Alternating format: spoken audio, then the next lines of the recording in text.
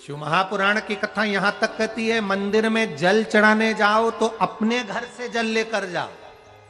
मंदिर में तो बाल्टी भरकर रखा रहता है, लोटा भी रखा रहता है, कलश भी रखा रहता है।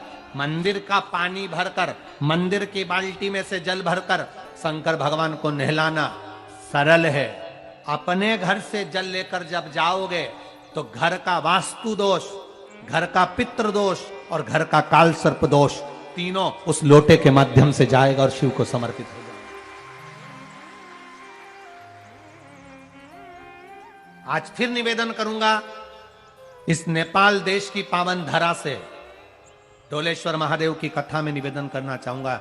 जो बेटा बेटी नौकरी के लिए अप्लाई कर रहे हैं, जो बेटा बेटी चाहे सरकारी नौकरी हो, प्राइवेट नौकरी हो, सर्विस के लिए अप्लाई कर रहे हैं, उन बेटा बेटियों से निवेदन है, दुर्वा शिव जी को समर्पित कर कर केवल दूब जानते हो ना, दुर्वा सब जानते हैं। दुबा जो माला पिनाई थी उसमें बहुत सारी लगी थी, पढ़ी है, बताना जरा।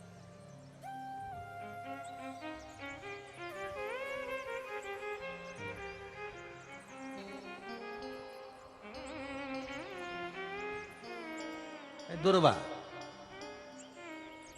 जो बेटा बेटी सर्विस के लिए अप्लाई कर रहे हैं, तुम मेहनत करो, पढ़ाई करो, खूब पढ़ो, खूब तैयारी करो, अच्छे से तैयारी करो। जितनी मेहनत तुमने पूर्व में करी उससे दुगनी मेहनत तुम करो उस नौकरी को पाने के लिए। और साथ में जब एग्जाम के लिए जाओ, कहीं इंटरव्यू देने के लिए जाओ, दुर्वा शिव जी को, इस दुर्वा का जो डंडी का मुख है ये अशोक सुंदरी वाली जगह, फिर समझ लीजिए जैसे ये शिवलिंग, ये गोल जलाधारी, यहां से पानी नीचे गिरता है, बीच में अशोक सुंदरी का स्थान होता है। तो ये जो दुर्वा हम चढ़ाएंगे तो इसका डंडी का मुख शिवलिंग की पर चढ़ाएंगे तो ये शिवलिंग पर डंडी की जो भाग है वो अशोक सुंदरी की ओर हो गया और ये भाग इस ओर हो गया। शिव जी को समर्पित कर कर पहले दुर्वा चढ़ाएंगे, उसके बाद में देवाधिदेव महादेव को एक लोटा जल जो तुम घर से लेकर गए हो वो समर्पित करो। 3 महीना लगातार अपनी पढ़ाई की मेहनत करो, अपने इंटरव्यू की मेहनत करो और खूब अच्छा पढ़कर साथ में एक लोटा जल और दुर्वा शिव जी को भले 10 दुर्वा की जगह केवल एक दुर्वा चढ़ाओ, चढ़ाकर जल चढ़ाना, 3 महीने तक लगातार बाबा से प्रार्थना करना। विश्वास कहता है अगला पत्र तुम्हारा व्यासपीठ पर होगा, नौकरी मिलेगी, निश्चित है। आप करो मेहनत, कर्म करने में पीछे मत हटना, पढ़ने में पीछे मत हटना, विद्या अध्ययन करने में पीछे मत हटना, अच्छी एजुकेशन पाने में पीछे मत हटना। पहले मेहनत अपनी करो।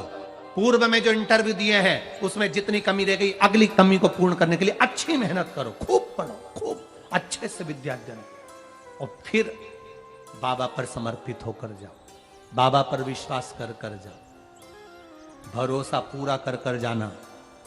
इंटरव्यू देते समय अपना विल पावर मजबूत होना चाहिए कि मेरे साथ मेरा काल अधिपति महाकाल है, अब निकल कर मानो।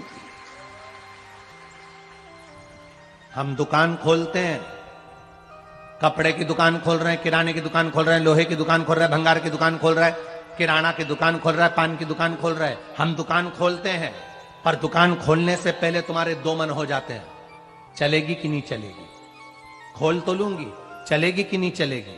जिस दिन तुम दुकान खोलो 1 महीने पहले, 2 महीने पहले, 3 महीने पहले बाबा को दुर्वा चढ़ाकर एक लोटा जल चढ़ाकर नियम बनाकर जाना, 3 महीने बाद मैं दुकान खोल रही हूं, 2 महीने बाद मैं दुकान खोल रही हूं और मेरा विश्वास कहता है दुकान चलेगी।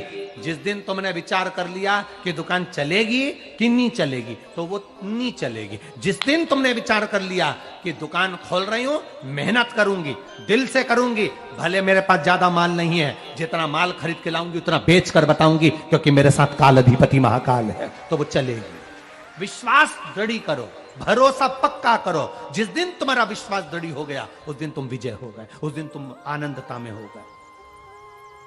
बच्चों का विल पावर कमजोर हो रहा है, दोस्त कह देते हैं सीए की पढ़ाई बहुत कठिन है, इंजीनियरिंग की पढ़ाई बहुत कठिन है, डॉक्टर की पढ़ाई बहुत कठिन है। साथ वाले ऐसे मत ढूंढना जो तुम्हारा विल पावर कमजोर कर दे।